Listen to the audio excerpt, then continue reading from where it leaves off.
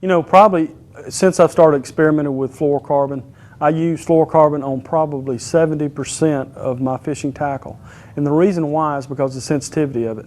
Sure enough, there's some things about it that are hard, like it's hard to cast, and some other negatives about it, but I think the positive outweigh the negatives by far.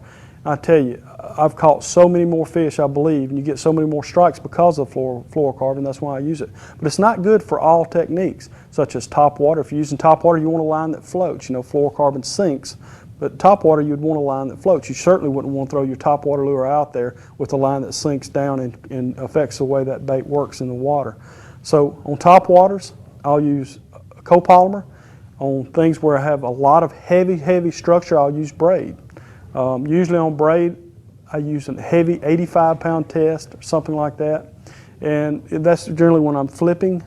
The times when I use a lighter braid is whenever I'm using a topwater frog, a situation like that where you have to pull the fish out of the vegetation, but you know the vegetation is not so thick that you just have to muscle him out, you know, such as milfoil, hydrilla. I'll use, say, a 30-pound braid, something like that. But if I'm fishing lily pads like that, I'll use going up to 65 to 85-pound braid.